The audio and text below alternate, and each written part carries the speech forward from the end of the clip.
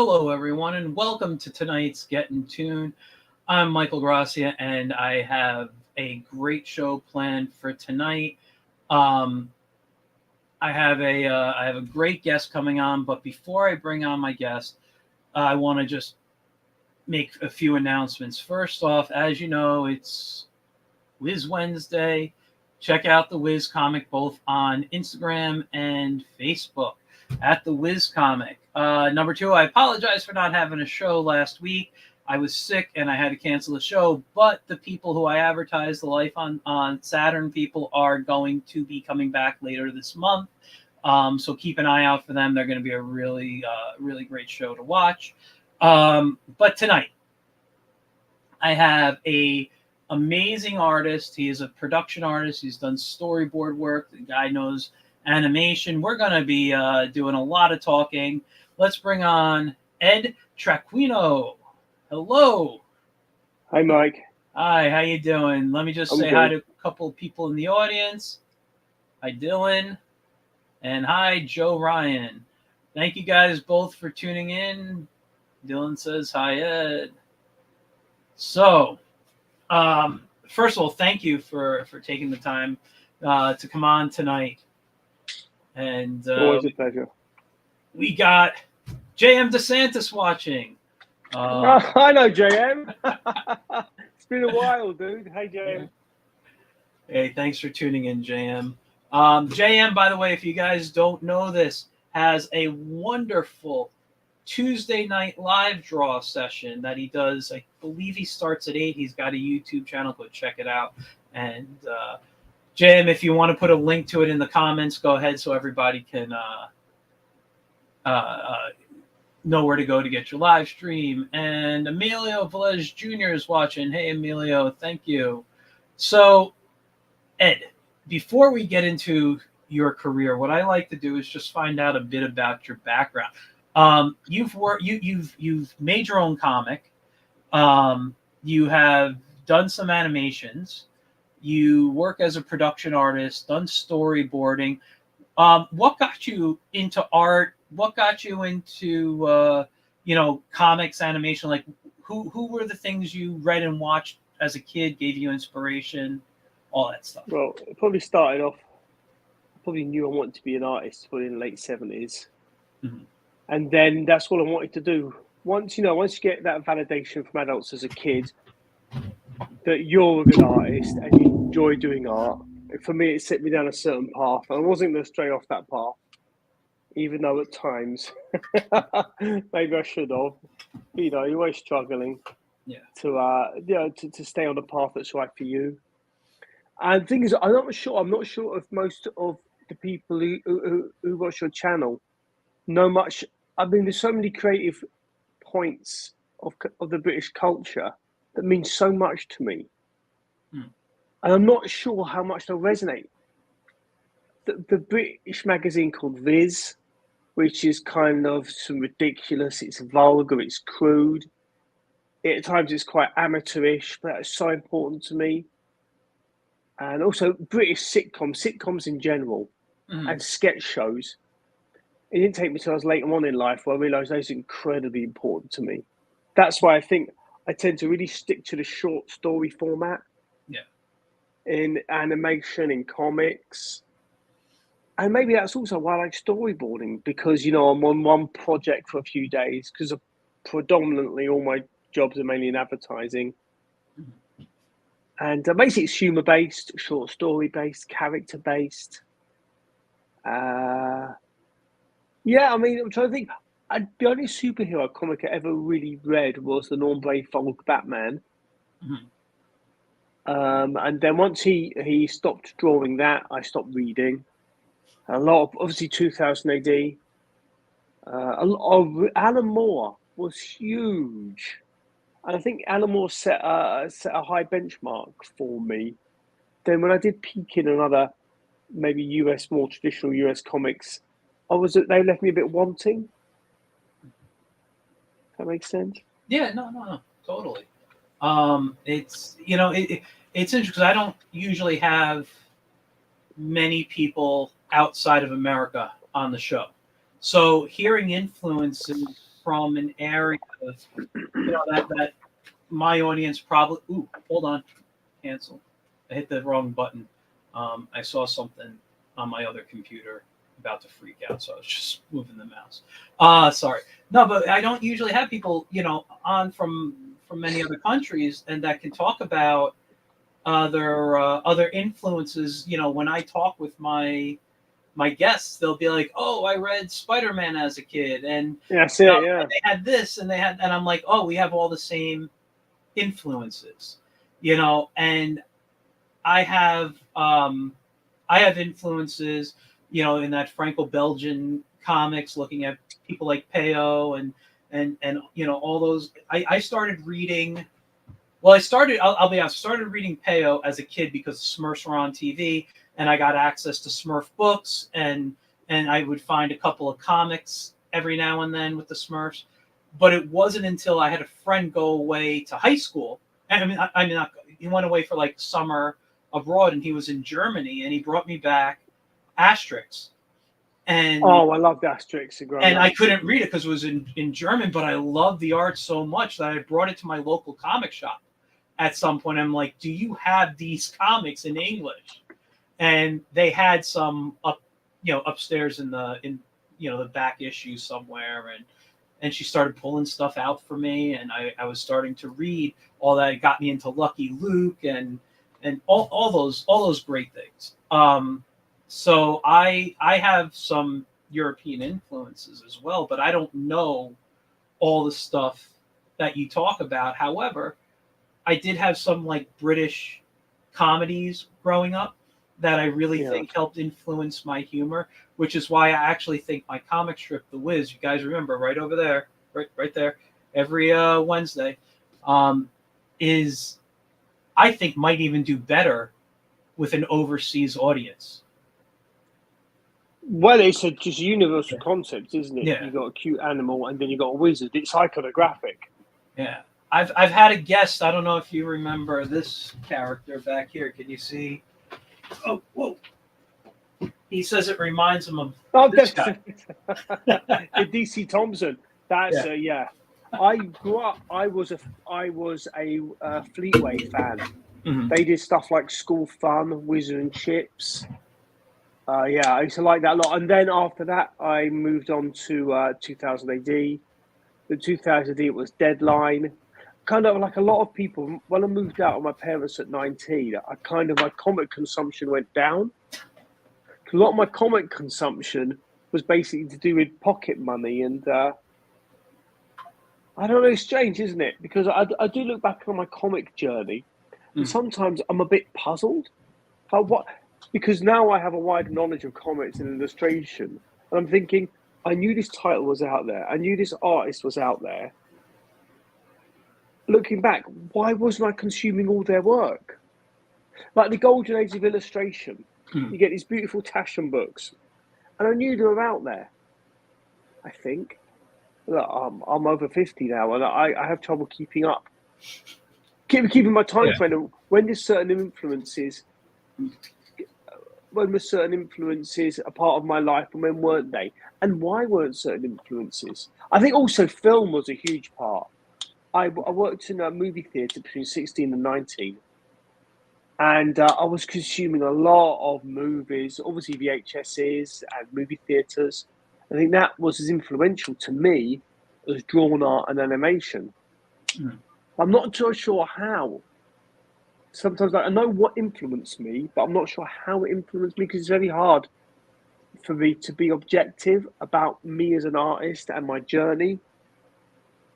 Because all art I associate with memories, positive and negative. I associate with emotional events. I associate with goals, hits and misses. It's really difficult as an artist to look back at your journey and be honest. It's quite difficult, especially when you get to our age too. Yeah, no, I get it. It is kind of hard. I know when I do certain types of work where I'm pulling from, usually, like where my influences are, but for me it depends on the type of work I'm doing. Mm. You know what I mean? Like I can't, if I'm drawing cartoon animals, I tend to lean towards Hanna-Barbera because that was what I loved as a kid. You know, but when I do superheroes, it depends on the type of superhero I'm drawing. Is it a comedic one? Yeah. Is it a, like would it work in Image Comics? Like what I mean. Like I know where I can see where I'm pulling from when I work, but I can't always just pinpoint everything. Yes. Sometimes I'll draw something and be like, oh crap, that reminds me of this, and I didn't, I won't, and it's like I've only looked at that once or twice. It's not something that was prominent in my life, I find that you said that the more prominent aspects of my artistic development. I can see my work. Like I like drawing just like people, Mhm. like tired looking people with dirty fingernails who are confused and lost. It's a bit weird because the thing is I work in advertising predominantly. So it helps to be attracted to wanting to draw inspirational, heroic, epic, beautiful. But I'm naturally inclined to want to draw the opposite. So there's always that fight in me. It's a bit strange. Being honest about yeah. No, but I get that. I can see that because when I do, like I mentioned, Hanna-Barbera, right? That's kind of a go-to style for me. I know that's a big influence in my work, and all those characters, there's always they're like eyes are always half closed. There's like there's like this already sadness just drawing the eyes. So then the characters, I rarely draw super happy. Yeah. I tend to go with, let's get the eyes in, put the line in. Now they're half closed, and now I could do a sad, pathetic character. But I also know, like, one of my favorite artists is Will Eisner. And well, of course. when you look at Will's work, that guy knew how to draw sad and pathetic I so actually beautifully. gave away all my Will Eisner at one point because I couldn't bear to look at his work because it made me feel like such a salted slug. It made me feel like such a hack, oh my God. It's like, no, I can't I go through that crisis every few years where I'm like, oh my, and I have to give away everything. I think our friend Ray Phoenix, I gave him a box of comics months ago, and I've thrown comics out. And I immediately regret it a week later because I look at this box and it's beautiful comic books and the art infuriates me. It's like, fuck. So I ended up going to the skip at the back of my building and I was heave-hoeing it in. Then a week later, I'm like, why did I do that? And anyway, I threw out all my 8 balls. And it had a letter from Dan Clowes he wrote to me in about 92. Mm-hmm. And it's like, why did I do that? But, that neurosis of being an artist and aspiring to be better. Yeah. Anyway. No, but I have it all around me. Everywhere I look, there's comic books. There's something in here. My what I look at every day, and I'll show you. It is on this wall. It is Red Hot from the Droopy cartoons, and behind is the dance number. Okay. Yeah, that she does. It's the Preston Blair, the whole thing. And every time I stop and I'll look, especially when I'm doing like animation, I will look at that and be like, "Holy crap! How it doesn't get better sometimes." I remember. I'm old enough to remember kids' TV in Britain having the Droopy cartoons and all the Hanna-Barberas and all the Tex Avery and all the Chuck Joneses just on a loop and. Yeah, it's so evocative to me and just amazing. I'm trying to work out my place in animation right now. Mm-hmm. But where do I fit in? You know what I mean? Because I really want to become part of that industry, I think, but I'm not sure where I fit in. And I'm going to because I'm very happy doing storyboarding, that being my bread and butter. than in production design. But yeah, I aspire to be Terry Gilliam for some young comedians, some young funny people. Yeah. That'd be a goon job. I listen. I think you could do it. I've seen your work, not just like your comic book. I spent time with you. Was it 2 weeks ago? We were watching your animation. Yeah, it was a great few hours. Yeah, it was fun time, and all the animations. I mean, they're hysterical. All right, you have that sense. Like in some of them, you pull out that pathetic that you love in that drawing style.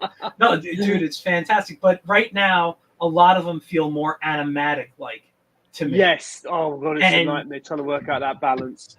And but they're just brilliant. They really are. They have such good, they're short stories. They're no more than like 4 minutes long or something. A long one. My longest, I think, is about 4 minutes. Yeah. Oh, it's weird. Also, a problem is, Mike, I'm doing these in isolation. Like if I'm not storyboarding, if I'm not, hanging out with the family, that's what I'm doing. I've got to find a way to get, with it other. And anyway, these are difficult conversations for me to have because I'm only having them with myself at the moment. And to bring somebody in, I'm like, here, I'm going to give you a bucket of neurosis. Do you want it? Oh, hold on. We got another guest, another viewer watching. Oh, hey, hello, Rob. I haven't seen Rob. I haven't seen JM in so long. I haven't seen these two in a long, long time. Yeah. I used to hang out with Bob a lot. I love Bob. It was always a good time. It's always interesting and fun. Yeah, no, I've actually drawn some of his some stuff that he's written. I think he's a very talented writer and pretty funny guy too when you hang out with him. Yeah, I think I saw him 3 weeks ago, was it? Whenever Incredicon was, we were across from each other basically. But we haven't been at Comic-Con in many years, maybe about 6 years. Oh wow! Yeah, no, I'm pretty slow on them. I haven't really done. That was like my second show since we came back from the pandemic. I'm very, very sparse on conventions yet. But for me, and not to go into a whole thing right now because I'm going to be announcing some stuff probably in a couple of weeks, for my business. But I'm building more product right now for shows. But I'm also going to be looking at doing shows a little differently. So I may not be at a lot of shows like I used to be. I used to do, sometimes I felt like I was away every weekend. I was doing so many. Yeah, it gets very intensive. Yeah. But yeah, no. Before I forget, what is your YouTube page called? I wanted to put it in the comments. And EdTraquino.com. My name down here, Ed Traquino, just put not .com. Okay. It's my name on YouTube. Just look for my name on YouTube. You see a lot of my stuff is on there. I've got stuff I got animatics on there. I got sketches, and I got my Hawkeye stuff with the corresponding sketches. So it's pretty comprehensive. I might be putting any new YouTube stuff on for a few months. Maybe not until summer. I'm working on 4 things right now. I don't want to post those like week to week. So I want to have everything done before I even post the first thing. Yeah. Okay, I just dropped it in the comments. So whether you're watching on Facebook, Twitch, or YouTube, it's just taking a moment to load. This is the link to subscribe to Ed's page. Very funny, very funny stuff on here, and the shorts are really good. I'm actually doing a live stream for you. If people watching don't know, every Monday night at 9 p.m. I go live and I'm doing a live stream and I'm breaking down the different sections of animation. Now, I was supposed to have like that storyboard animatic thing I was working on before Christmas ready to go, but I had got sick and had some busy holiday schedules, and so I'm a little behind on that. But next Monday is backgrounds, so I could stay on track, and I'll just work on the stuff behind the scenes. But And now, Ed, you actually animate in After Effects, basically. Yeah, I Photoshop. Mhm. I draw in Photoshop, but I do some of it in the shape layers. I play around with the full, Adobe C's whole Adobe Creative Suite. But everything I want to do, I think I could pretty much get done in After Effects. But this brings up a whole frustrating aspect of being a digital artist, is like working out how much time you're going to give to a specific program to decide it's not for you. Like, do I wait? Do I spend the week playing around? With Acme Animate, or whatever it's called, some digital, and then I think it's not for me. I can get everything done. So I've decided I have to super focus for me on After Effects because I want to get stuff done.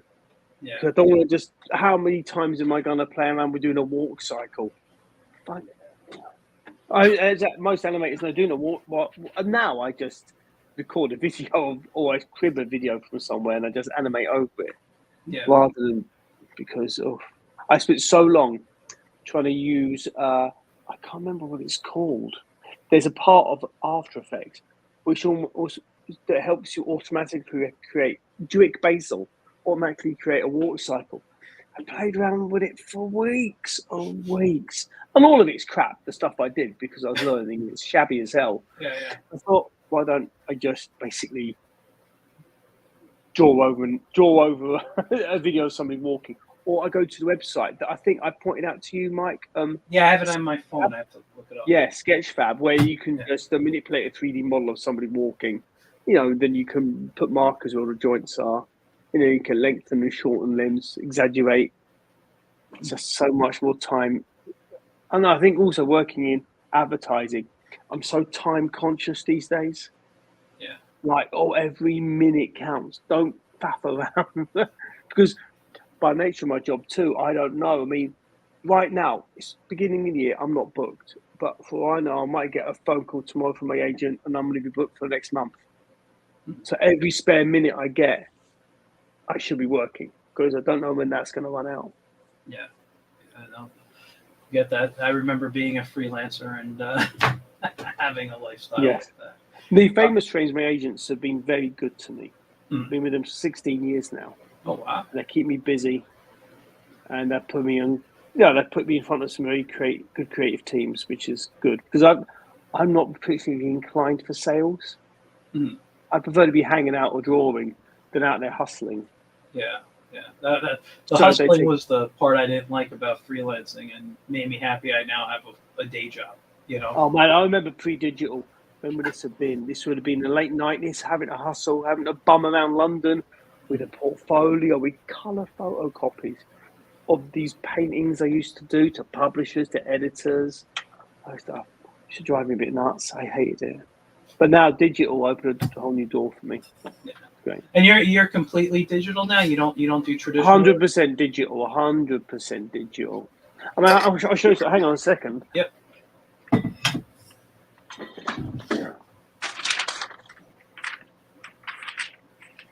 This is about as extensive as I get pencil and paper. I mean, I'm just going to give you this. Well, I'm going to give you the full screen so I can see it better. Okay. Is just making notes. That's as advanced as my wow practical stuff gets these days. All the rest is digital. Yeah. I mean, my first 2 years of storyboarding, I did do pencil and paper, and that would have been. So when would that have been? That would have been until about 14 years ago. That's when I went digital, and it was a nightmare. Actually, so much easier doing the job I do, the storyboarding for commercials and TV and movies, digitally, because that nightmare thing where the director go, I'm going to change it around, and you think, oh no, I'm just sitting there with a pencil and a razor, and then I take on a big stack, I have to scan it. All the worst thing is. Wasn't the worst thing is I would just leave the practical things with the director's assistant and never see them again. And that just get scanned or photocopied. And how is my work being represented? So digital is so much easier for me now. Yeah. And on like a computer like Cintiq, you're not on an iPad doing it, or? Yeah, I use what I'm on now, which is a 16-inch MacBook Pro with a medium-sized Cintiq, Okay. which is over there. And I work next to my wife from home, so Oh, it's okay. all quite cramped, but it all works perfectly well for me. Oh, that's cool. I mean, listen, wow, it's first of all, having the ability to work from home, I think, is awesome because it Oh gives you time. man, the memories of I'm sorry. pre-pandemic, just going all around Manhattan and Brooklyn's different production offices and studios. Yeah. And even before that, before we could get maps on my phone, I used to have sheets of paper and a little map of Manhattan. I've been doing it a long time, so Yeah. the Wow. memories of pre-digital were not good. Yeah. You know what? I gotta say, I'm not completely 100% digital. I still sketch on paper to get ideas. I still like that Yes, feeling. I will take like photos with my phone and airdrop it to my computer. yes, me But too. completed work, because of medicine on my hand doesn't stay steady, I went completely digital for finished work because of the undo button. Uh, that Oh, was that was the thing, and that's my favorite thing about digital work. I was just sketching a character before we started this tonight, and I don't know how many times I redid like a line on the guy's face because like the cheekbone wasn't coming out right, and it's very helpful. Um, but yeah, you know that's what? the only way to. What I like, and I just because I see a lot of people. I have conversations with artists, and they'll tell me, "Oh, tradition. It's only traditional, and that's the only way to go. If you're doing digital, you're not doing real art." My opinion, it's a tool, and I'm just using the tool Also, who mainly. wants to make art? Yeah, I don't know, but and, but isn't art a lie? I don't know. I don't know. Do It's you? really, I mean, we can go into I that. don't aspire to be an artist. I aspire to be an entertainer who draws. Hmm. I don't know if that sounds even more No, more frou-frou. I just no. really want to entertain people with my drawing or my animation. Yeah, I'm trying to think. I had another guest who called themselves an entertainer. I just don't remember who it was right now. Um, but they're also an artist, and they consider themselves an entertainer. They're creating entertainment, and I think that Exactly. is a great way to look at it. I've never given myself an actual title. People ask me, "Oh, I'm an illustrator. I'm a cartoonist. I'm a graphic designer. I'm an animator. I've had so many different jobs." I've just always considered myself a storyteller. You know, Yeah. that's it. Like that's the title. I think if I had to give myself something, would be storyteller. You know, um, but I do like the title entertainer. I think that's nice. You're creating something to entertain. And sometimes I could, you meet people who say they're an artist Mhm. and you think, no, you was, listen, I know people who try to help creative professionals. I've spoken to enough editors and directors and producers, and well, this is a really complicated subject to talk about because I don't want to put my foot in it, Yeah. but just why does it matter if you're an artist or not? You're getting paid to be creative. Hmm. And also, if I was an editor and director and somebody, and I want to employ a creative professional and I want to be practical more than digital, I don't want to say to them, fantastic, but you do realise you're going to make this much more difficult for us both because I'm going to ask you to change things. Hmm. And I want you to be able to change things like that. I want you to be able to move that. I want you to be able to move our protagonist from the right to left of screen. I want you to zoom in and zoom out. I want you to make this dusk as opposed to morning. I want you to be able to change the car in the background from a Chevrolet to a Hyundai like that. So I'm talking maybe purely from my the fact that I work in advertising predominantly. But I don't know. Also, it's easier just going digital. Yeah. I listen. So I much love it. easier. I truly love it. I don't know where I'd be without my Cintiq or my iPad.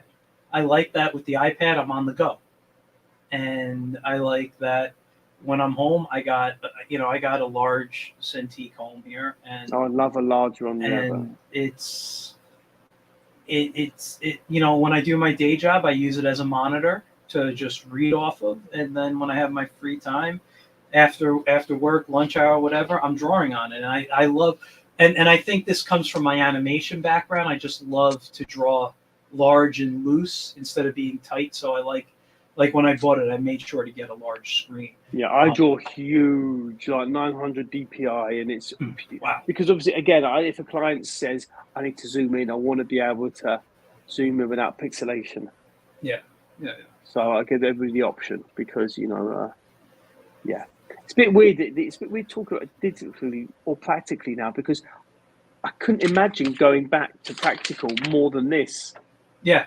Sometimes I like to think, I'd like to do it. But if I was to paint, I would need 6 months to retrain myself. Yeah. And if I was to draw practically, like as we think, maybe comic books or illustration, I'd need 6 months to retrain myself. No, I get you. I do a lot, like when I go back to traditional, because I don't do it as often with like markers or colored pencils. And I used to be a big colored pencil guy. My head tells me I know how to do it, but my hand is like, you got to do some practice again before. Yes, I find. Did we talk about it, Raise, about Glenn Fabry, the British artist? I don't remember. He used to draw the covers for Preacher Comics. Okay. And his Facebook page is so good. Yeah. He just posts so much artwork as he goes along, and it's all so rough, and it's so full of texture, but it's beautiful art. It's quite representational, quite heavy on photo reference, but it's still very alive. And I'm really into his stuff at the moment. And I'm thinking, if I ever did go back to drawing practically, would I just be cribbing off Glenn Fabry? But there's lots of artists I do follow, which I have no interest. Like I still like Frank Cho, even though I have no interest in his work. I love how he draws. Yeah. And there's just so much out there. YouTube has. When we're talking about when we were with Ray, how YouTube has opened the world up for artists. Yeah. I could imagine YouTube as a resource like about 30 years ago for me. It would have totally changed me as an artist. It really would. Oh yeah, no, a lot of great tutorials anywhere you want to find it. I will say, just going back to JM, I watch on Tuesday nights, although I didn't get a chance to watch it yesterday, so I'll have to go back and watch it. But usually on Tuesday nights, around 8:30, 9 o'clock, he starts at 8, so I missed the first half hour or so. But I do go back and watch. I just sit and put his video on, and I watch him draw. Well, I draw the whiz, and by the time his show ends, which usually does about, I guess, an hour and a half, 2 hours, I'm done. I'm basically done with the whiz. It's just nice to go by. And speaking of about someone who does practical art, watching him paint, just draw in general is fun, but watching him paint is fantastic. I'd love to go back to painting. Yeah, he does great watercolor work, and he sometimes gives a little advice while he's doing it. It's I love to. I need 6 months run up. I think I really would. I'm serious. I used to earn money painting. When would this have been? 70. This is probably about 90. No, not 93. Probably about 96 to maybe 2000. I was really trying to be a working illustrator. Not really making a living. Just horrible flats around London, shared houses, dealing with life, as a young man. Yeah. But I would love to give it a go again. But I don't know how I'd get in the way because it was such a change of pace from the digital. I think it would drive me a bit nuts. Also, what would I do? What would I draw? What would I paint? There are I don't want to say very few because I don't know, but most of the artists I interact with these days that paint are digital painters. Yeah. And I can't digitally paint because I'm colorblind. I have trouble with that. I'm trying to learn to do it in grays right now so that, I can do a picture and almost like go in tone. Yeah. And then maybe see about dropping some color over it and playing with the layer modes and seeing if that could be effective. Like I'm just experimenting right now, but I'm trying to get used to the paint brushes, because I tend to use basically pencil brushes and like ink brushes as opposed to paint. Yeah. So I don't think I'm ever going to stop experimenting myself. I yeah, couldn't imagine. Because I just get Yeah. bored, what does this do? What does that do? yeah. I mean, listen, there's so many opportunities. Like you can go, like a lot of people are on Procreate now on the iPad. The amount of brushes available now for Procreate, and there are some people I know, who work on some, I won't mention names, but very high end work, and they sell their personal brushes. They could be working for, Yes. I don't know, say an example, say DreamWorks or a big company like that, and they go and turn around and sell their person. They're not selling DreamWorks brushes, but they're selling their personal set that they use to create like everything else that they do, and it's just it's amazing to see what's out there. And then it's like you see what kind of work they do, and it's like you want to buy those brushes, but you'll never be able to use them like these guys are. I had to have my hand forced to.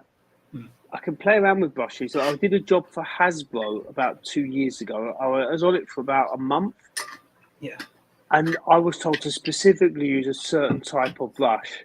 And that was fantastic because being forced to do it, it takes away, it might sound strange, it takes away some of the pain. Once you resign to the fact, well, I haven't got a choice, I'm going to have to use this brush because I've been told to. It's like, fantastic, drawing pictures. Yeah, it's great. And I'm hoping this year, I want this year to be the year of compelling accounts. I want to get so many compelling jobs. In fact, just this morning, I sent my agents a list of stuff I want. It was a bit tongue in cheek, having some fun because I love them dearly. But it was like saying, this is the kind of stuff I want to work on. And thinking, this is at New York advertising industry. I'm probably not going to get this sort of job put in front of me, but you never know. Yeah. So I thought I'll put it out in the universe. The universe being my reps in LA and New York. They are my everything. And so let's see if that works. So let's just move on a little bit and talk about some of the work that you have done. And we'll stay out right now of your professional work, but you created a comic a while back. Can you tell us about the comic you made and what you thought? Well, good luck if you got it, because there's only about 4 copies. In a moment of creative frustration, I threw a huge box of it in the recycling. But I know, again, Hergé, the great creator of Tintin, I love his stuff. But as a kid, probably from about 7 to about 10, he was probably just before I discovered 2000 AD. He was so important to me. I remember going to the library in South London. When would this have been? This would have been probably late 70s, early 80s. And then we're in the library with Asterix 2. I used to particularly get frustrated when there wasn't a Hergé in there. Anyway, also the travelling, the adventure, PG rated. I made this comic, but nobody wanted it. It's a bit painful for me to talk about because I think I got seduced by some sunk cost fallacy. I think in a way I should have put it to the side about 2 years into making it. Because while I was doing it, I was posting stuff online. I was trying to get publishers, editors interested. Nobody was biting. And I should have really thought, I kept on going. And before you know it, 5 years have gone. I'm a dad now. And nobody was interested. I thought of put a mash to it. But I still love it. Of all my comic stuff, I love it so much. But nobody's interested. And also, I think we may have talked about earlier, I have no idea who I made it for. Do you know what I mean? I should have really done some research. Like, who's going to read this? Who the fuck is going to read this strange little European adventure comic? It never occurred to me to do my due diligence and almost like decide who would read this and what are they reading right now and how do I get in. Also, I think I wish I got. It's difficult, Mike, to talk about regret, isn't it? Because these are problems you can simply never solve. Yeah. Because they're in the past. I haven't got a time machine, obviously. But Honestly, I'm starting to get sweaty thinking about that bloody comic. Hence, that's why I listen. I haven't drawn a comic now, anything comedic like that, since about 2018. I kind of walked away from comics because I couldn't get any interest in the comics I created. I was earning a nice, comfortable living doing production design and storyboards, and again, a regret. It's not helpful, but I thought, why didn't I make this decision to walk away 10 years earlier? It's I feel funny. nauseous to thinking about it.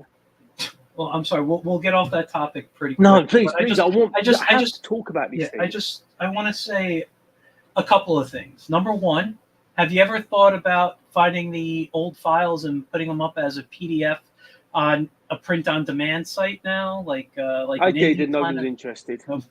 Because, like I say, who the hell is gonna read it? Honestly, because I don't want to even talk, because it's quite clearly Hergé. And really, let's be honest, how many kids are really reading Hergé these days, unfortunately? I go to various forums and my boys will maybe flick through Hergé. They're not going to read it. But then again, my oldest, he loves Mad Magazine. Mm-hmm. I think Mad Magazine is a bit more varied, a bit more, anyway. So much to think about, Mike. It's almost quite an emotional thing for me, because it represents time I'll never get back. So I'm in the third act of life now. And that 5 years was quite precious, and I feel like I should have known better. Mm-hmm. But then again, also, I was earning good money drawing while I was doing it. Anyway, Well, you brought up another interesting point. You were saying while you were making it, you were making money doing your production work, and I think that happens maybe to a lot of us who are indie creators. I know it's happened to me at times, where it's like you want to create work and you're slowly having it on in the background, you're doing what you can, but then you realize you have this day job where you're getting the money from, then you get tired sometimes after working all day doing a day job. So your personal projects kind of fall to the side for a while, and what could be a while could be a week for someone, could be 10 years for another person.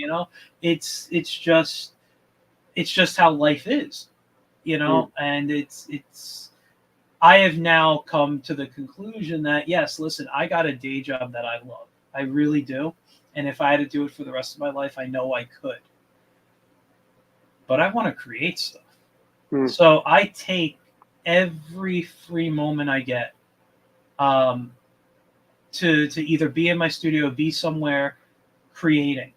If I'm out, I have my iPad with me, so I could just pull it out and start doing work if I want to. And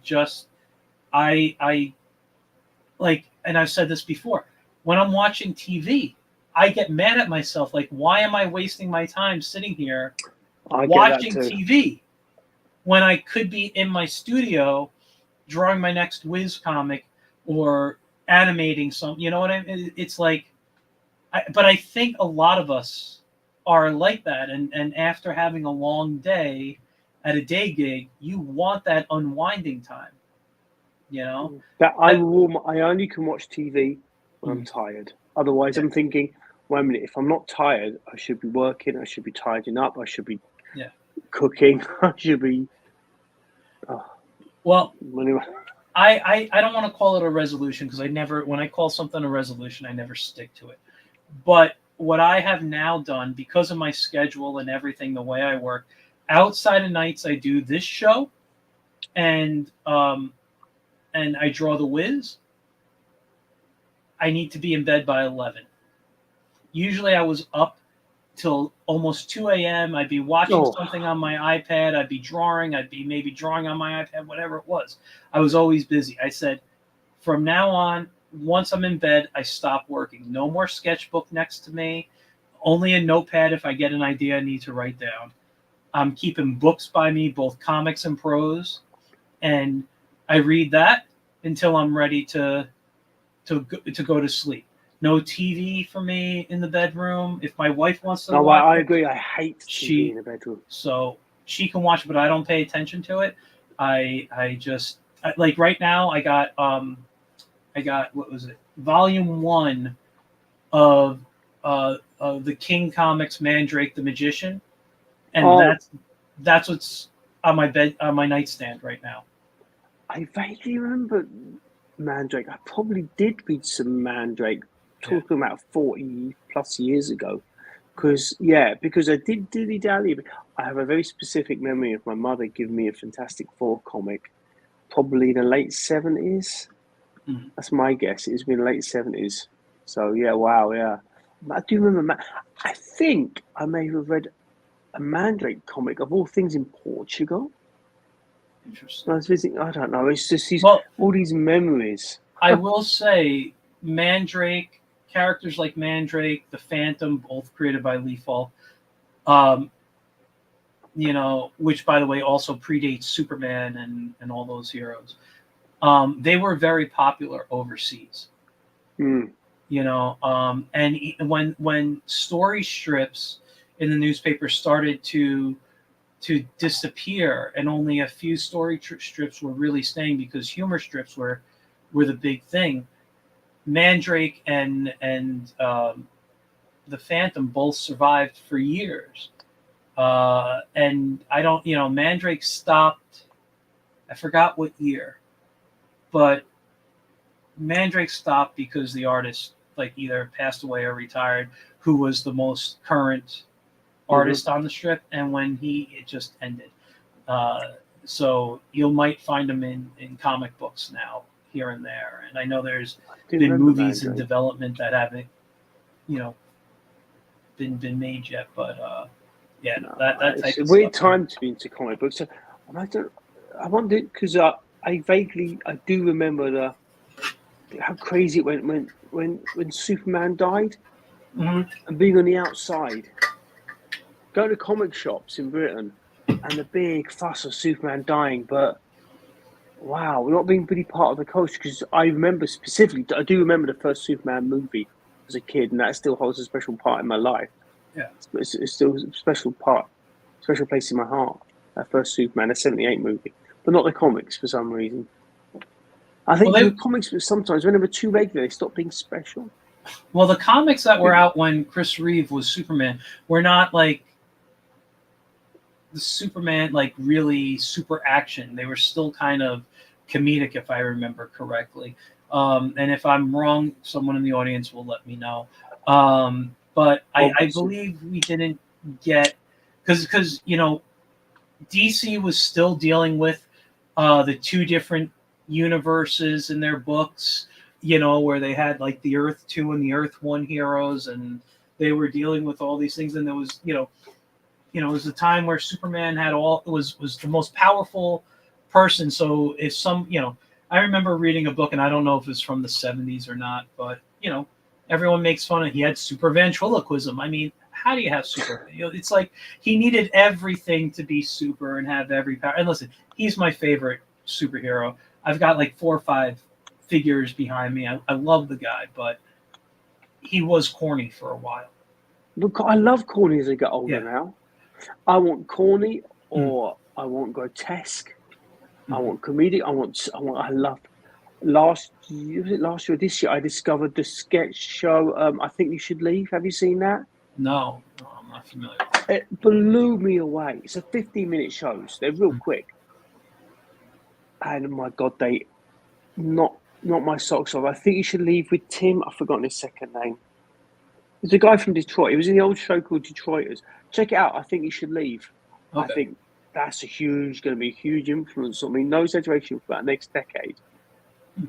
Because the level of comedic intensity and grotesqueness and weirdness was like, oh, he's my guy. This is my show. I love it. I think Okay. that's going to be a great influence on me. I'll check it I out. need a new influence. I'm looking forward to that. Also, that documentary Now show, that's very, very good. I think it's Will Forte and, oh my God, the guy from Portland here, whose name I forget, with the drummer. These are crazy, very unspecific references, which are no help to anyone. So maybe ignore me. I'm No, no, always looking for that next great influence, though. yeah, no. So I think what next? I can't stop watching stuff, and Yeah, it's I really tend to do it. difficult. I tend to do it on my computer here to put it on my other monitor next to me, and just have stuff on while I work. I like waiting for about 2-3 seasons because I have to know something is going to be good before I invest my time.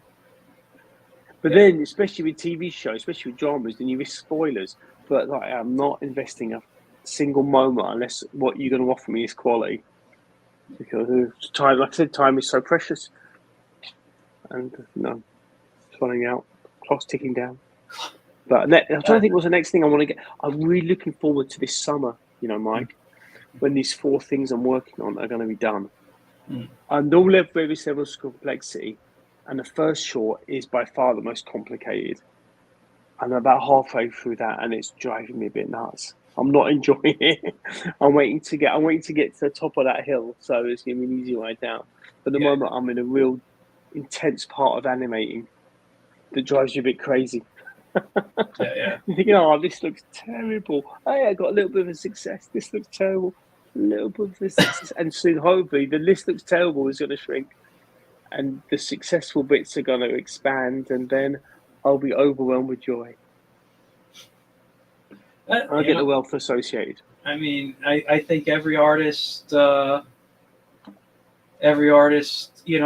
goes through that. I'll go through stuff while I'm drawing and think, I'll finish something and be like, wow, I'm the greatest artist who ever lived. And then, I'll go back to it 10 minutes later and it's like, isn't somebody paid me for this? Somebody's... Isn't that the most heartbreaking? I'm like... And I'll go through stuff I hated 10 years ago. I'll find it in a box. I think, that's not so bad.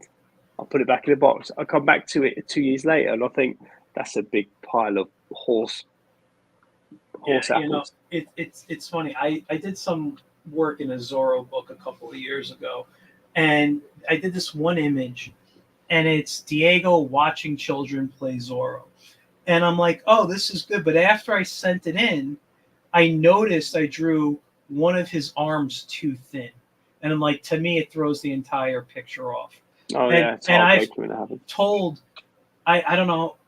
I don't want to say how many people, but I've told quite a few people, like when they're telling me, oh, the art looks good. I'm like, no, I'm not happy with this. Or, I say thank you. I'm polite, but I'm just like, but at the same time, I'm like, if they're an artist, I'll be like, oh, yeah, thanks, but I'm really upset about this. And I'll tell them, I'll point them like, we never noticed. So no one's noticing it in the book except for me. Yeah. And it's not until I point it out that people are like, oh, I see it now. It's not too bad. It's still good. And I'm like, but you committed it. You didn't leave it in a sketchbook. Yeah, you put it out there to the world. So that is value enough. But I didn't notice it when I turned in the assignment. Well, deadlines are a mother.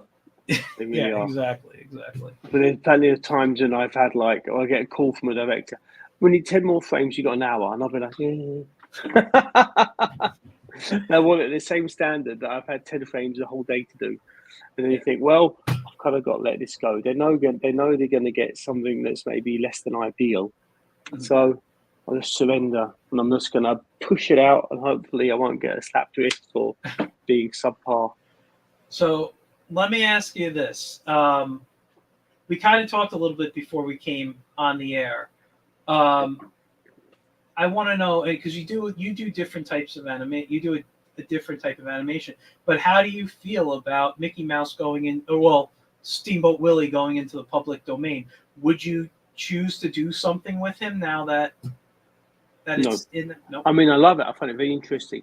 And of all things, my oldest son, he loves Steamboat Willie. Doesn't care about Mickey Mouse. Even before this was in the news cycle, for months he just loved watching old Steamboat Willies. But thing is, I don't do anthropomorphic. I've never had much interest in it. Yeah. I don't really do cute. I don't even do sexy. I don't do violent. I feel like I draw. Anyway, people can go on my YouTube page and they'll see. I'm going to actually show your YouTube page so people can see your style. I don't know if we can watch anything with volume, so I'm not going to play anything. I'll use your discretion, Mike. You know what you're doing. Where is it? Right here. Mike's in charge. So you guys, just to show his style here, which by the way, you storyboarded, right? The opening. No, credits? I drew it. Oh, you drew it. Yes. So you guys who've watched the season 1 Hawkeye credits, his work, right here. Ed did this. But I love this style here. I love this. The most recent one is that Happy Halloween. I had to knock it out really quickly for my reps at Famous Frames. They asked a favor from me. And everything is because I'm not getting paid for this. So this is now when I can experiment. This is now when I can make mistakes. This is when I can miss deadlines because I'm not getting paid. When my 9 to 5, I'm getting paid. That's when I can't mess about. That's when I can't. I think I'm not sure whether there's a link to my agent. Anyway, it's up there somewhere. I think my YouTube page has got a link to my agent somewhere. That might be on the About You section. Oh, right no, here. There it is. Yeah. That's a link to my Famous Frames. That we've been in for 16 years. Look at a pathetic amount of subscribers. Well, we'll move it up. You Today, know what? listen. My kids' YouTube page has got more subscribers than this. Yes, Well, everybody subscribe. Tell your mum, tell your dad. Everybody, you got a new one today. Just remember, Sidaro. Yeah, but Bob, I haven't seen Bob in so long. Yeah. Well, you know what I mean. Listen, he's not far from here either, where I'm at. It's not far. Where are you again? I don't want to say on the. I don't say on the air. North America. Good enough. Yeah, I'm in New York, and he's everybody watching that you're saying who you haven't seen in a while. We can get all together one day. That'd be good. Yeah. Hang out. Yeah. We'll figure that out. I had a great fun hanging out with you, Michael, at Ray's place. Thank you. That was good fun. You were great. You were a great, good guy. I loved it. Thank you. And that burrito Ray bought us was the big. It was like a cinder block. Yeah. I kept me going for a fortnight. Yeah, no, you got some really, really nice stuff on here. I do recommend after the show, go and check out his work on here. It is. Thank you. You know what? The problem I got off in Mike is I need to find an in on the industry, and I need to find. I need to find where the hell I am. You got Akira over here, and you got SpongeBob over here. You got Beavis and Butthead. You got Tex Avery. You got this whole spinning dogfight of the industry. And where the hell am I? I think just based on your drawing and how you have animated so far, I think I said this to you when we were hanging out, that I see your stuff more as like an Archer type of cartoon. Yes. Like that type of thing. That's quick. Yeah. And I've actually watched some, like, I believe some behind the scenes to Archer where something was like how it's made, and it's very simple movements. Characters are obviously stiff, but simplified movements with them, and it works. I mean, I haven't watched that show in a few years, but it was just one of those shows I fell off on. And I always think about going back, but it's been so long I have to watch from the beginning. But I've heard the last couple of seasons just haven't been great, that it's like, I don't know if I want to go back. It's like, you don't. You have to listen to your intuition for that. Yeah. As a creator myself, I mean, if somebody's not vibing for my work, I wouldn't tell them to wait it out. I'd say, well, go to somebody else. It's got to be kind of Darwinian. It has to be survival of the fittest, natural selection with art. Otherwise, as a creator, you don't produce good stuff. I don't want loyalty. I want loyalty if I'm producing quality, but loyalty if I'm producing crap won't make me produce good stuff. Yeah. I'll just continue making crap. Well, I have a very specific memory of discovering Beavis and Butthead. When it comes to animation, I was living in Leeds in Northern England with Chris Rutherford, who's a Scottish guy. He's like Scotland's now #1 mural artist. And just the energy. I remember the hysteria with me and Chris, where we discovered Beavis and Butthead. You've never seen anything like it. And the hysteria of watching it, like, what is this? This is so... Oh, man, if I could create something like that level of intense entertainment, it'd be the best. It's funny. And it's so dumb. Well, that's the thing. I might be the only person who didn't like Beavis and Butthead. I thought that it wasn't the animation. Like, I'm not a snob and said, oh, it's low grade animation. I didn't care about that. I think what happened for me, it was one of those shows that got so popular so quick. I was in high school when it was going on, and literally for like an entire half a year, maybe a full year, everybody was just talking about them, doing their jokes. And I was like, dude, just shut up and talk in your normal voice. Because I I was, was at art school and I should have known better. But even then, it was like, just, I remember the very specific episode that drove me insane was when Beavis and Butthead make their own cartoon. yeah, And I remember all the way through they were teasing it. And at the end of the episode, they showed the animation that Beavis and Butthead made. And I remember, like, I can feel it now, almost like a buzz. That sense memory is so strong. That's just incredible. Rob was saying. Oh, yeah, yes, Yeah. Bobby, we're older. Dylan asks, guess what? Come on, give us a guess there, Dylan. Tell us what we're trying to guess. He's making his own show. Yes, he's an animator too, and has some, on his YouTube site has a couple I'll of nice definitely look pieces up I his saw. Hi, Dylan. I'll definitely look up your work. Yeah. I remember enjoying last time I was on his page there. I enjoyed it a lot. Yes. But yeah, I also wasn't a fan of Ren and Stimpy when that came out. Really? But I grew to love Ren and Stimpy now that I own the DVD collection in my closet there. But it just wasn't for me. I didn't like that style of animation in the beginning. I didn't like the close up of the the pimples and the boogers hanging out and all this, and I was like I wasn't into that type of art, at the time it came out. As I studied art and matured as an artist, and as I'll take anything in, I grew to enjoy the show. It wasn't that the humor was bad, it was just I didn't like those cutaways and things. And what I do like now is just throwing out the character sheet. The old animation is like, this is your character, this is what they're going to look like, this is their front, back, three-quarter. I like now is that I think it was almost based a bit in the most recent Ninja Turtles cartoon, which I haven't seen the movie yet, but I plan to watch him. Blew me away. So forget about it. As a creator, you know what these people look like. Just draw them, keep them alive. People change, things change constantly. We know what these people look like. Just draw it, have fun, keep it alive. Yeah. I'm a fan of the model sheets, to be honest. I think for me they help me out quite a bit. I'm actually creating model sheets right now for the Wiz, because sometimes I draw him off model, and it's not that I mean to.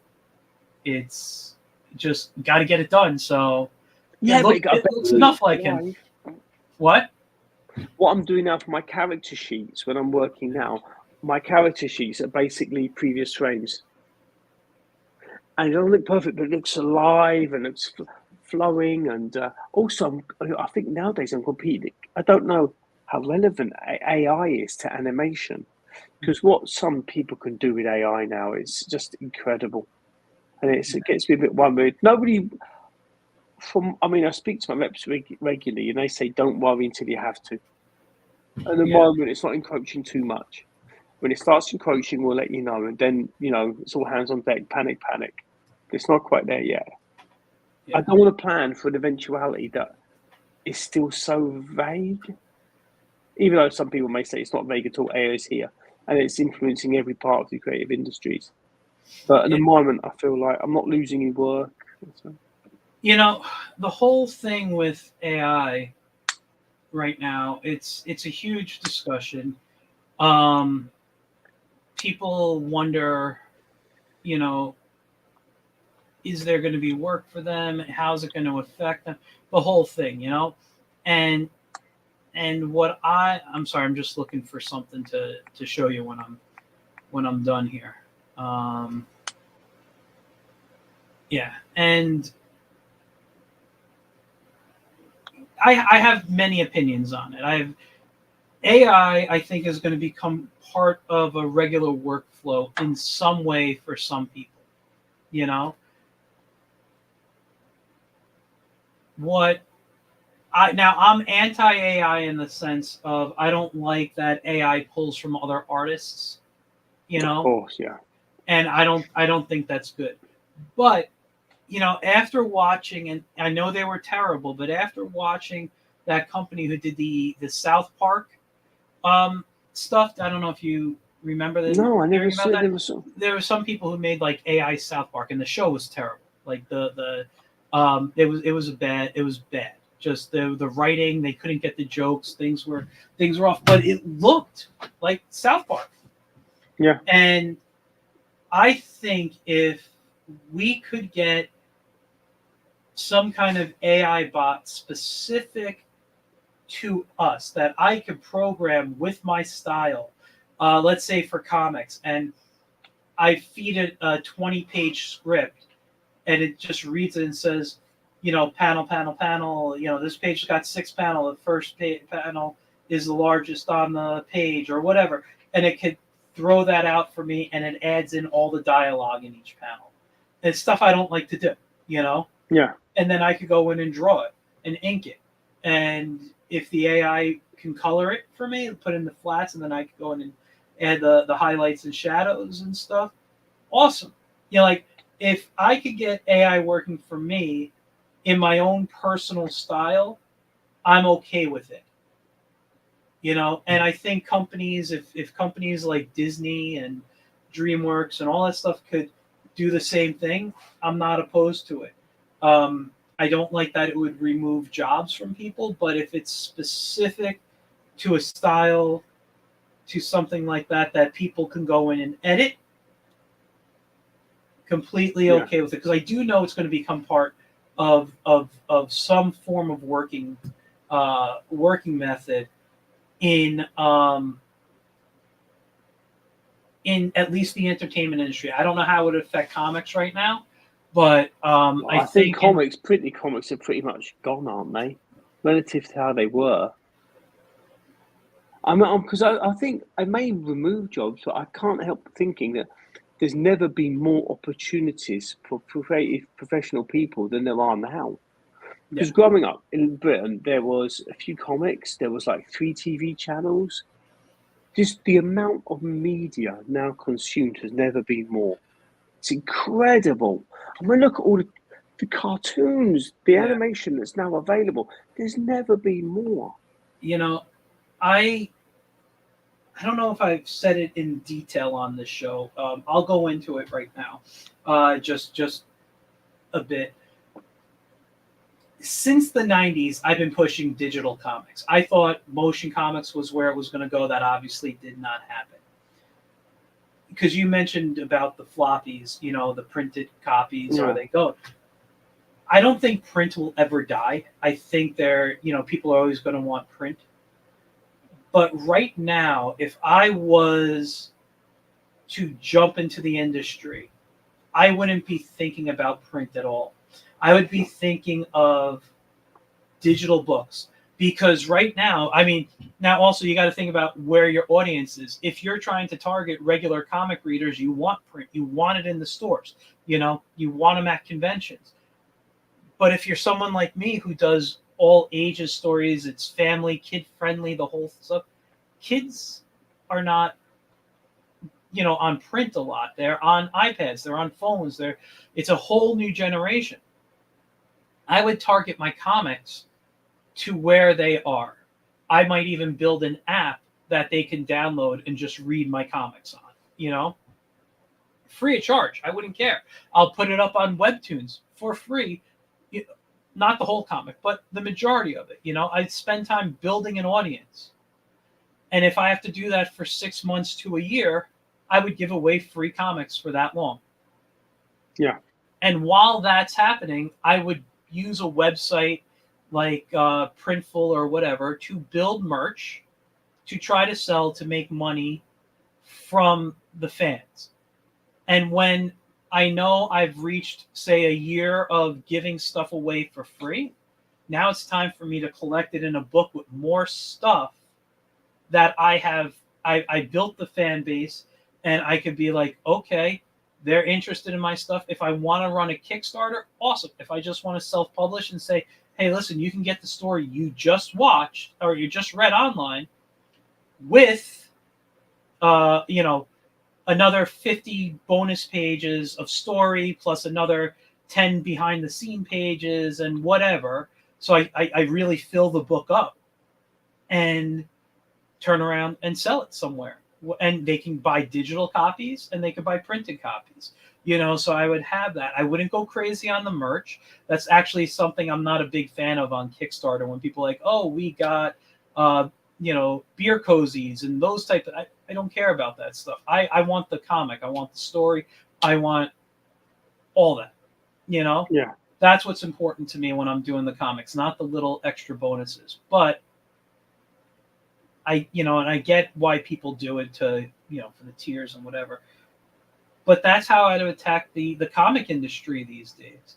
I would focus on digital, build an audience for free because I'm using all free services. I'm not paying for anything. Build my audience for free on there. Hopefully, it takes less than a year, but I would say a good year of work is even that year is difficult. Yeah, but there's so much. I'm looking from my perspective. So much I would have to consider. First of all, I cannot produce consistently because I never know where I'm working, and consistency is so important for stuff like Patreon and for Kickstarter. So important. I cannot. There's no way I could be consistent because I don't know. I have no idea how intense my work schedule is from week to week. So, and also, I have no idea what I'm still trying to find out who the hell my audience is because the stuff. I mean, so you need a disposable income and you probably time to consume this. So you're probably going to be under 30. But the stuff I want to produce, would it appeal to those people under 30? Mm. And it's really difficult. Before I even do a lick of work, I'd really have to get this really tightly nailed down. Who am I doing it for? And would those people who'd be interested in my product be the people who would associate them? Because I'm subscribed to one thing on Patreon. That's it. And that's a podcast, purely because I can listen to that while I do other stuff. So that's how can I relate to stuff. Like I've done one Kickstarter because I haven't got time in my life to trawl through Kickstarter. Also, I'm not going to read a fucking comic book. I'm sitting there. Well, that's why. I'm allowed to swear in this. Sorry. No, it's okay. I just turn it to not for kids. Okay, take it back. I said funk.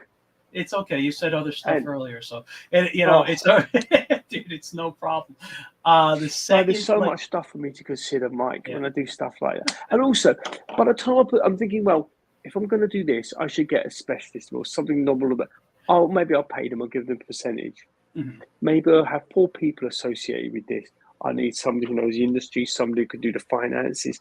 So blah blah blah. So I should just maybe not go through traditional media ground, but do I just approach a publisher then, or do I approach a director? It's too much stuff to think of. It's a lot. Like I also think these days, with everything I was just mentioning, I wouldn't look for a publisher because what I would do is want to focus on the art and find someone who understands marketing, social media marketing specifically, that could get my stuff to my fan base. You know, if I have to pay for advertisements, you know, I do that, but see what what this social media marketer can do. But that's what I figured. But the thing is, if I'm going for a social media marketer, and I'm somebody who could do something, and then I don't want an editor. I do not trust myself. I cannot be impartial about my work. So blah blah. And then you've got a team of like 5 people. So why don't I just get a publisher type? No, obviously that's far more complicated than that. But once the team gets to a certain size, why not just kind of go traditional? I think all this is wrapped up in my. Hi, Andrew. It's kind of complicated, isn't it? Because there are so many variables involved, and I feel like this is strange. I'm quoting Donald Rumsfeld now, but there are my known. The things I know I don't know, but there are things. What things do I not know? I do not know. what are my known unknowns and what are my unknown unknowns. So and all this. I know over 50. This is a ticking clock. I'm in my third act. Well, but you know what? I can swear now. But the thing is, and I don't know how you were when you started in the industry, but you actually, and I think this comes also from you working in advertising, you understand business. You don't just understand art, you understand business, but you'd rather have other people do the business work for you. Because so I recognize I'm no good at the business. Yeah, and that's fine. You know, you got to find the people who you can work with that would help you the best. Now, the cheaper the better, probably. You know, for But everyone. then again, that's for me. That could be a false economy. Yeah. My reps always like, okay, you can get a cheaper storyboard artist, but you're going to get the results. Yeah. So I will. This is all pie in the sky thinking, but I'll be willing to pay over the odds for quality. Otherwise, what's the point? No, Otherwise, I may as well do it. I don't disagree. Yeah. I'm just saying, in the beginning, to start with, it's easier to get, you know, the cheaper people to set you up, and when it's time to move to larger, you move to larger. It's you know, that's just business in general. You know, one of my problems is I want to make so much art, but I also understand the business and know how to do it, that there are days where I'm not creating art because I'm focusing on my business and creating my plans and things to reach out to customers. Like I spent, like I said at the beginning, I had some, I was sick for, you know, and busy holiday. I was hoping to do so much artwork, but all I was really able to do was look back at what I did in 2023, the money I made from, you know, whatever commissions I did, and, you know, the conventions I did, and all that, and say what worked, what didn't, what are the new projects I want to bring into 2024, and is there anything from 2023 that I need to leave behind, you know? So I'm always reevaluating everything, but I look back at my whole year. I kind of go month through month and say, you know what, I didn't sell any commissions in September and October, so why should I be advertising and spending time advertising commissions? You know, like, I mean, that's just an example, but it's like, so I go over everything, and now I know, like, I really contemplated the Wiz. I love drawing the Wiz. I'm still getting new subscribers. I'm finding an audience. People are reaching out to me about it, but I question the humor. Am I really funny? Is this something people? Humor, you can't do that, because humor is the most subjective of all the communicated entertainment forms. You'll do your nutting if you think, if it makes you laugh, it's good enough. That's how I go. But I'm just saying is, like, but I'm seeing not on Facebook, but on Instagram, each week I see new subscribers popping in. I see, you know, whether it's comments, sometimes, you know, I look at the, you know, the what do they call it? I'm blanking Metrics.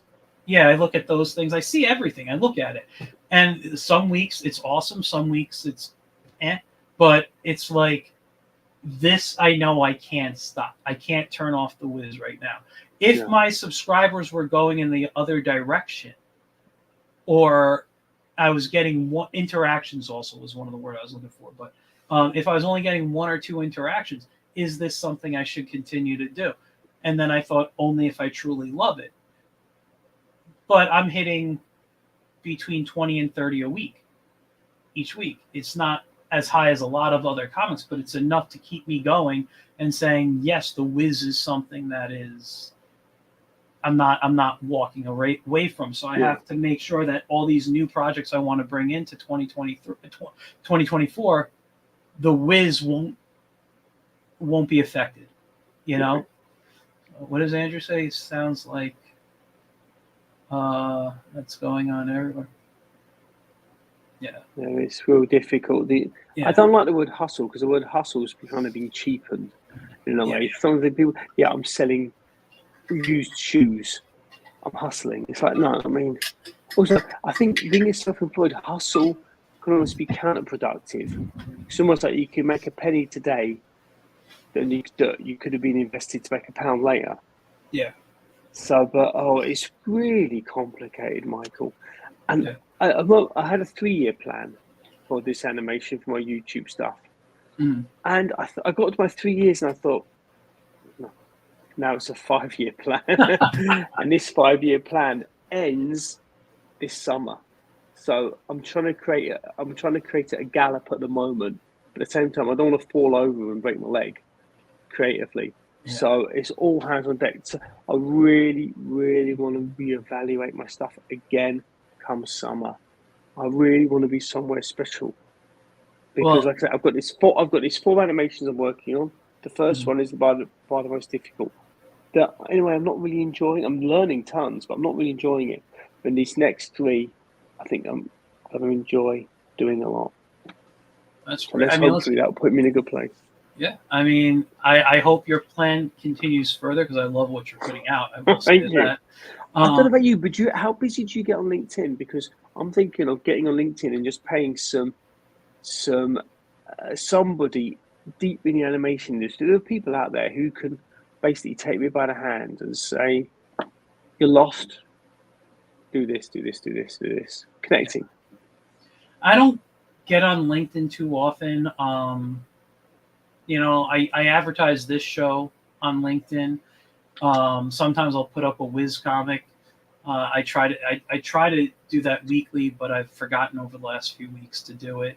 I want to try to create a regular, what's the word I'm looking for? Like consistency every week. Because every week on Wednesday is the whiz and this show. So my Wednesdays are very important to me as a business, but I don't think I'm using all the social media to its advantage right now. It's very difficult. And I want to, I know about social media marketing. I helped develop a class on it years ago. I taught it for about 2 years. Social media marketing for artists. I was even approached by School of Visual Arts, when I was teaching the other course to teach it there. So I know what I'm doing. I just haven't kept up since I stopped teaching the course. And I stopped teaching in general. So I haven't kept up with all the social media trends. I haven't kept up with a lot. So I gotta spend maybe a weekend and just really study and focus on YouTube channels that really teach social media marketing. What are some trends going on? I got to start looking at that more. I know one of the things I want to do this year with the Wiz is eventually animate him. But before I animate him, I'd like to do either motion comics or at least slideshow comics that I can turn into Instagram reels and put up on TikTok and just get viewers who aren't reading the comic per se in the strip, but other people who might just watch a 15-second slideshow with the comics and maybe throw a little, background noise in there, or even if I can decide on how I want the characters to sound, do the voices or ask friends of mine. The sound for my end of things is a real challenge, more than because I enjoy the drawing to a certain extent. I enjoy the animation to a certain extent, but the sound is just like, can drive me crazy. Yeah. And having to go to people, listen, I need a carriage to this animated piece. Can you give me a New Jersey accent? I don't know. I've tried. I went on Fiverr, the website, researching people who do offer voiceovers, but it's all digital. And you're giving him a relatively large amount of money, and think, how the hell am I going to do quality control on this? I need someone to be there in the room. Yeah, there used to be a website I know of. If I can find it, it was like an intro, kind of beginning voiceover, and you wouldn't be paying the people a lot of money, but you'd get some people who are trying to break into the industry. Our friend Ray has been very good with voiceovers because he lets me be a bit mean to him. Do it again, louder, quieter, dumber, more uptight. Let's be slap him about a bit, get him in And but Ray loves that stuff. Ray loves all that stuff. What happens in the boudoir stays in the boudoir. No, but it's a night. Also, I get the sound effects are everywhere. Got something like free sound or just record stuff off YouTube. But it's the voiceover is really difficult. Obviously, you need a high standard of recording, and then you need a good voice actor. I tell you who is good. Who's the guy who directed Shazam? I've forgotten. His YouTube handle is Pony Smasher. The guy who did Shazam. I don't because he does a lot of great. Not a lot. There's a few how-to courses on YouTube that are just free and available, and he's got a great one about sound. Oh, David Sandberg. Yes, he does it with his wife. Okay. And he has got a really good one on YouTube about sound, and he gives you a specific example with one beautifully shot cinematic scene. He did, just at home with his wife. She's some creepy demon hanging out in the corner. I can't remember. And then he puts crappy sound, then he puts high quality sound, and that really does show you. Yeah. It's almost it's like having food that's not got enough salt. Put a perfect amount of salt, maybe the perfect amount of sweet and sour, and the whole dish comes alive. Mm-hmm. And he does it with the sound. It was like, and I remember watching it and thinking, this is great, but I'm now in deep despair because it makes me realise how much work I've then got to put in with the sound. And if you look at all my YouTube stuff, at the bottom I'll give full sound credit list. Mm-hmm. And some of them is ridiculous. Just for this 1.5-minute cartoon, I've got this list of like 50 sound clips I've had to use. And even then it's a bit... No, I know, but you got to post them because especially if they're free sounds, people... Exactly, everything is on there. I account for everything. But for me, it comes down to... when I do my own voices, which I can't do right now, for me, it comes down to my mic. I think I have a pretty decent mic. It's trying to pull it into frame right now. Well, that is a beauty. Yeah, I got a what is this? A Samsung. I can't even remember. I don't know the number, but it's I don't know. I've been talking with it off on the side, and you hear it perfectly fine. Actually, how's my sound? Oh, perfect. You're fine. I'm good. And I have a fan going on in the background, and it doesn't pick it up. So the only time it'll pick up stuff if the sound, it's not supposed to pick up outside of like a certain amount of distance, but I live near a hospital, so ambulances and cops' car sirens go off all the time. It might pick that up. So I got to be careful when I record, but as long as I have a good mic, and a quiet area, preferably. I should do a little soundproofing to this room, but I think sound fine. Yeah, I think my recordings come out okay, especially since I got this mic. Let me just push it off. I'm glad. Here. And this one, I think I have to look it up what I paid. I got it on sale at on Amazon, but it wasn't more than like I think $50. That's nothing. Yeah. I think I for like something like 85 you get the you get the pop filter and the arm that it's on, the swinging arm here. So, yeah. But yeah. No. I don't know what the future holds for me in animation, I'm loving it though. Yeah. I felt I got quite burnt out by comics in the end. I remember I was working at a job downtown with another guy, Steve Zapata. He's got a great YouTube channel. Mm-hmm. And he showed me his channel. I was playing around with it because I started converting some of my comic strips into basically into motion comics. I can't even remember when I was posting them. This was just pre-pandemic. Yeah. And it suddenly clicked with me. Oh my God, if I could just... And then I said goodbye to comics. I haven't done a stitch since. Because I think I was so disappointed with my journey in comics. I thought I'd drastically underperformed. Yeah. And I was assessing my particular vision and whether or not, and it's just quite emotional to talk about, Mike. It's really quite difficult because, you have to face up to the fact that stuff that's very important to you isn't working. It's like, And then, but I've still got to reassess. Like I said, my 5-year plan is coming to an end in a few months. But I think I need to do what you mentioned earlier. I need to buckle down and say, these next few days, all I'm going to be doing is social media. Yeah. And I try it, but then I'm like, oh my God, this is tearing me apart. I want to be drawing a picture. I want to be out. I want to go to a restaurant. I want to have a few cold drinks and something spicy to eat. Okay, it's fine.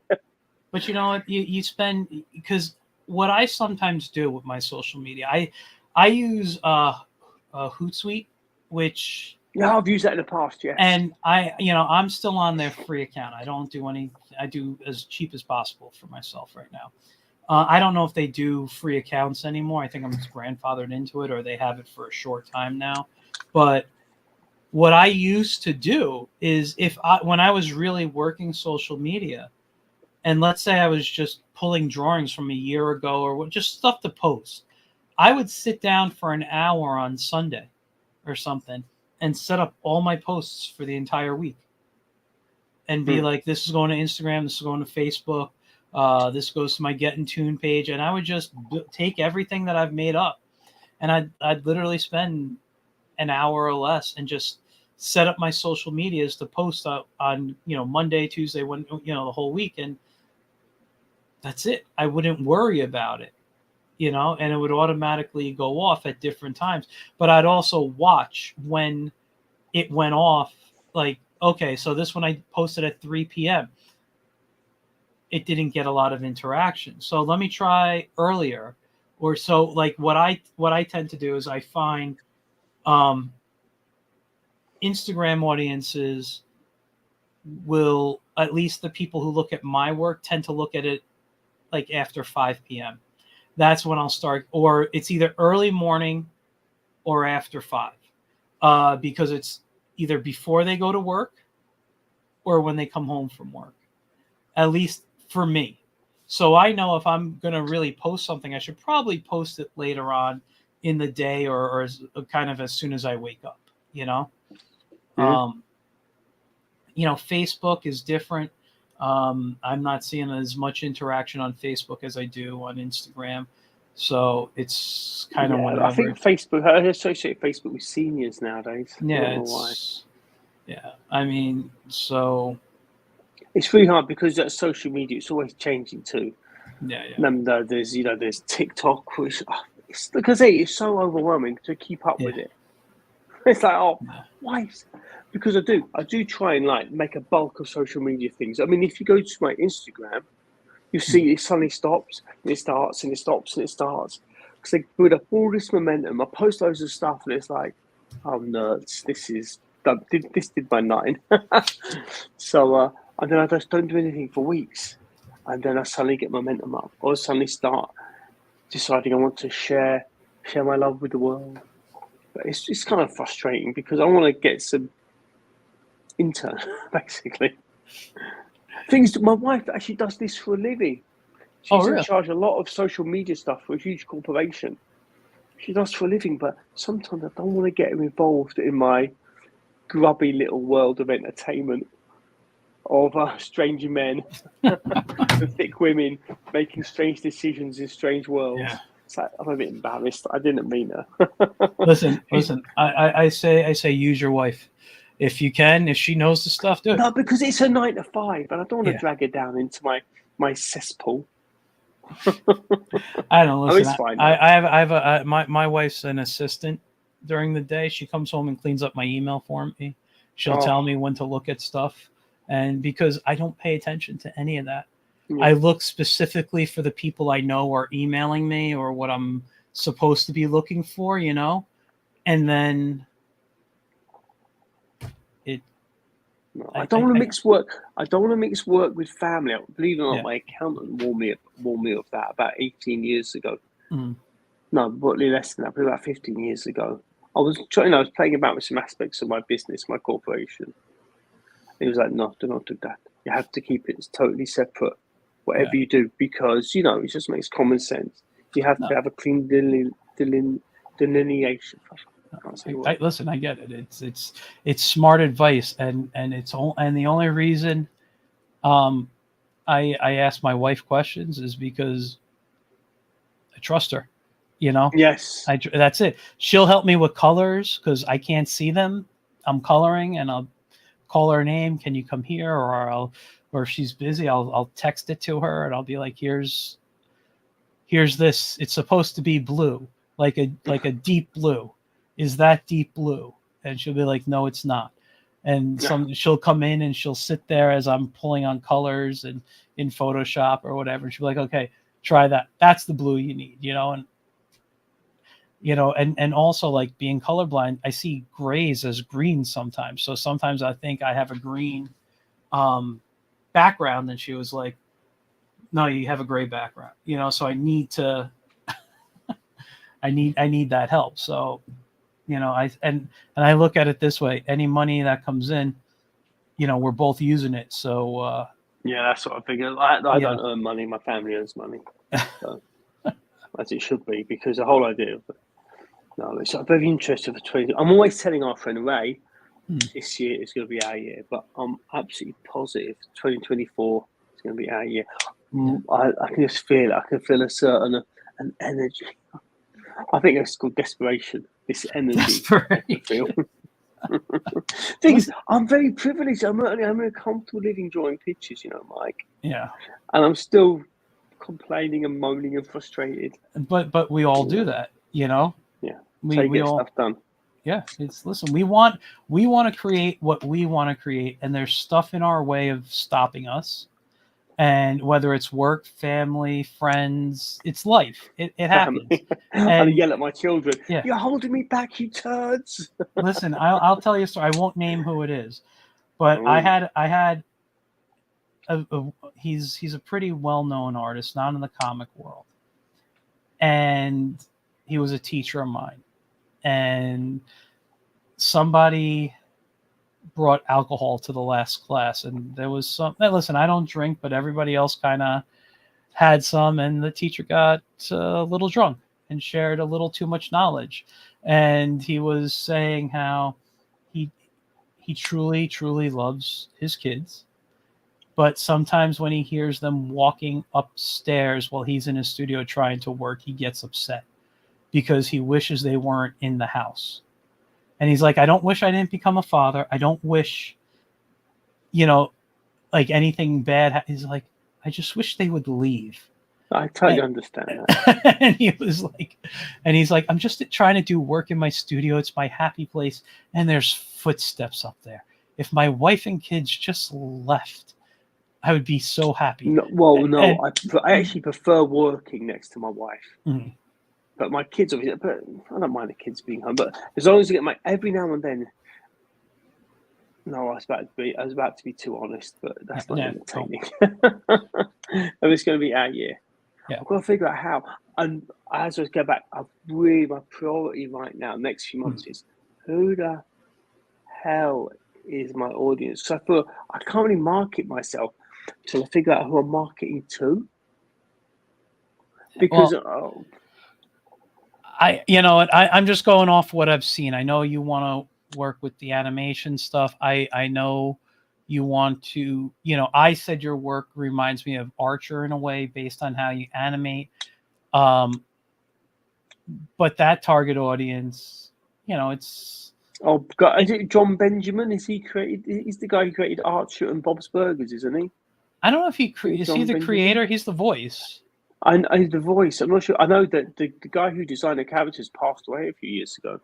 Mm-hmm. I think he was involved in a bike accident or something. I didn't. Overwhelmingly sad. But, I'm gonna go find out where Bon Gentleman. I'm gonna find out where John Benjamin lives, and I'm gonna accost him.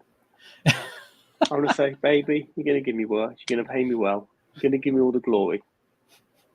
And I believe it is animated all in After Effects, that show. Oh, what, Archer, I think, or at least it was. A lot of stuff moved to Harmony, and yes, it played around with Harmony a bit.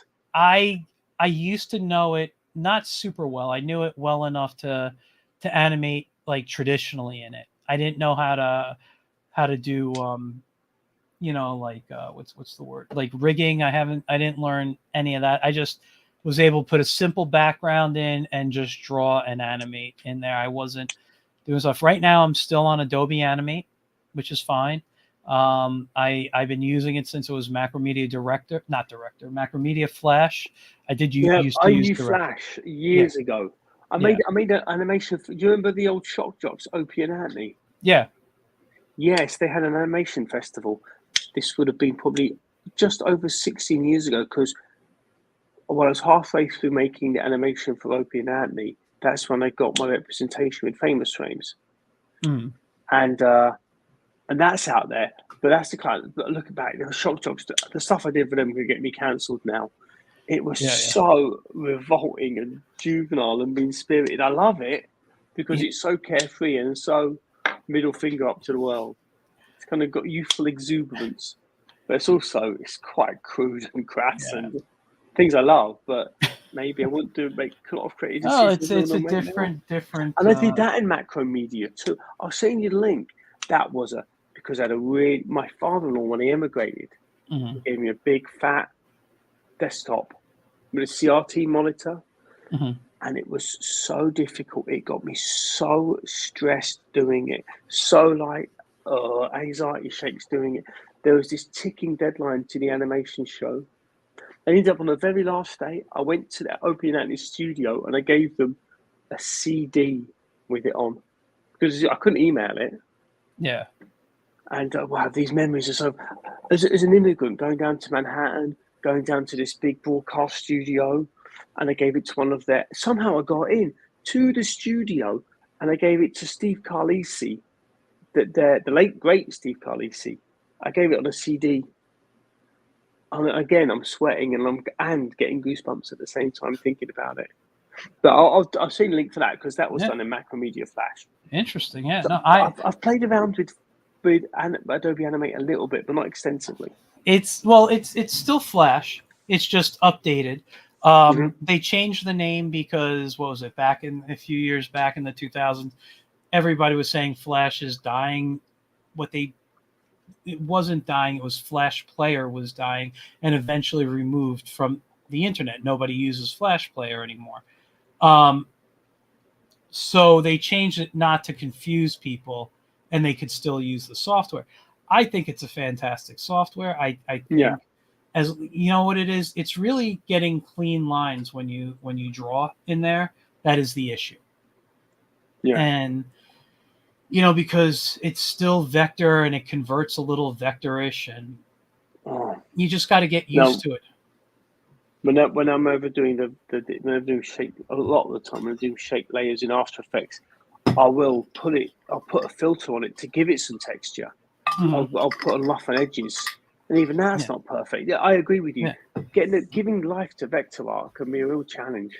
But that's the thing. Like, after I'm done with, because I don't always animate straight through in Adobe Animate. I'll break it up into scenes, whether it's in the scene menu or it's different files, and I put them together, and I'll put them together in like Adobe Premiere and edit the whole thing together with sound, and then I'll go in to or I'll go into After Effects, depending on what the situation calls for, and I'll do stuff over the scene. So like if I want snow, I'm going to do that in After Effects because I know I can get a better effect than having to draw snow in Adobe Animate. But it's the same thing, like I'll do things, I'll throw textures over stuff, if I want to get like a film grain look to it or something, and I'll do all that in After Effects. So sorry. Yeah, I just sent you, Mike, the link to the thing I did. You can see how crude it is. I'm just got stuff out. I'm gonna open that in another window. I will not ask for people to watch that. Yeah, I'm not going to. No, you can't share that live. I'm looking at it now. Like I say, crikey. But I can see my current style in it. And what's annoying, Mike, is I'm looking at it now. It didn't occur to me back then to just carry on.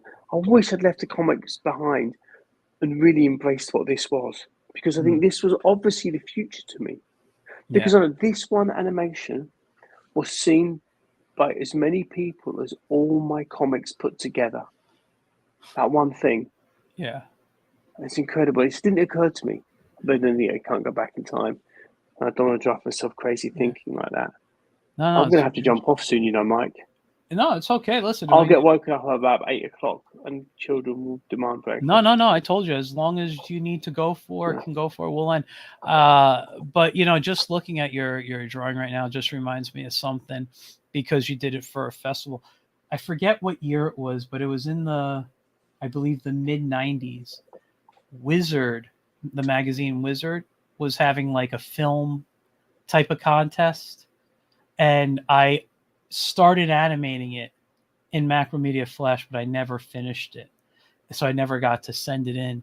And I still have in one of my folders the entire sketches of the characters I've used. It was a superhero parody of Cheers, the show Cheers. That would be good. And it was, them at the bar and drinking and stuff. And I remember I had a joke, and I think I drew it and did it somewhere, where like the Green Goblin flies in and says hello everybody, everyone screams Norm, and just it was a fun little piece of like superheroes and things. And I don't know, it makes me want to go back and like pull it out and finish animating it.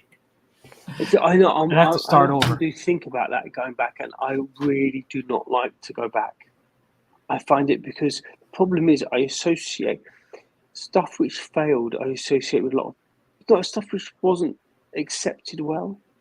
It kind of is an emotional subject for me. I'm not bawling, I'm not in tears, but that heavy weight of regret is something I find really hard to go back to. Yeah, no, my thing is I don't know if it failed. I never finished it. So I have no problem going back to this one, but I completely understand what how you feel. If something didn't do well, you don't want to go back to it. I literally have a pile of papers I need to go through that are story ideas, that are all this stuff. Some that I turned into comics, some things that are out there.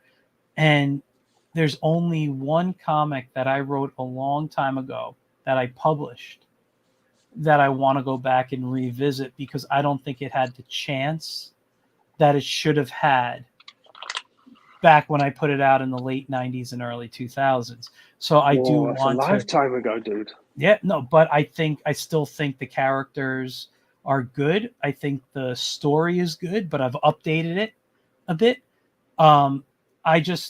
At the time, I did not have the knowledge I have now about the comic industry. So I don't think it got the chance that it should have gotten back then.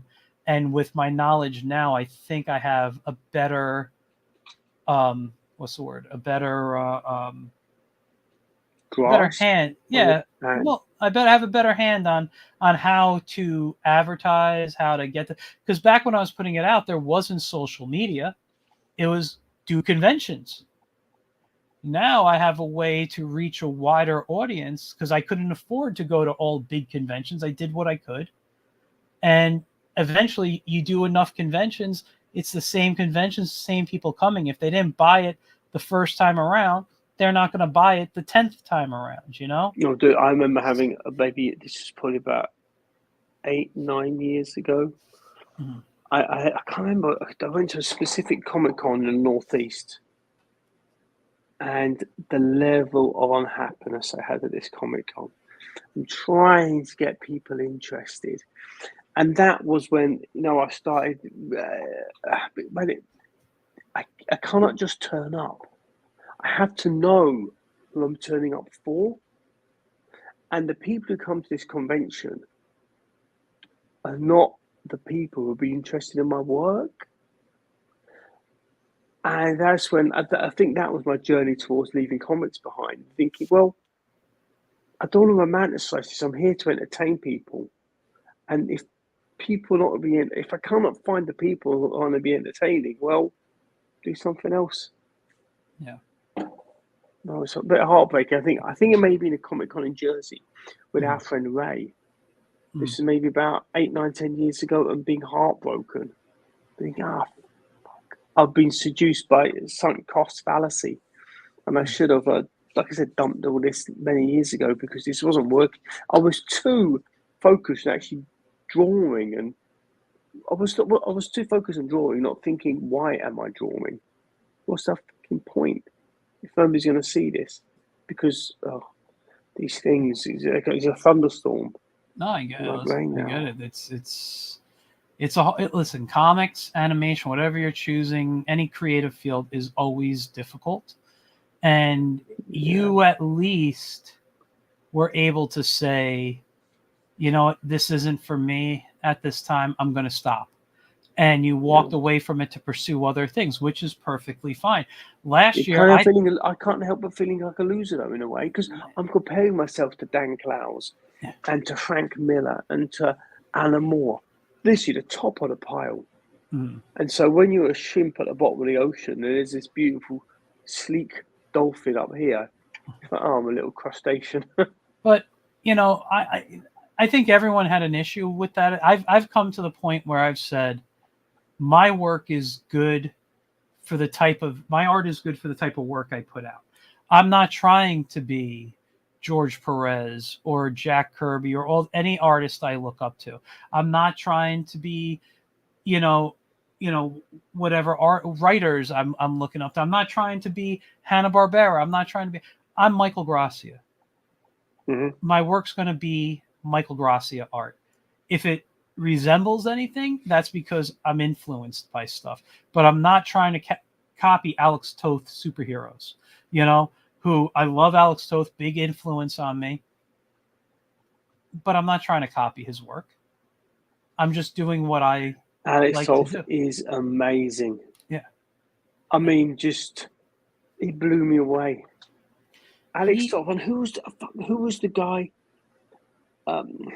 He's got the Alex Toth thing where it's really nice and gestural, and you can see you're very conscious of you're seeing a live drawing. Is he out right now, or?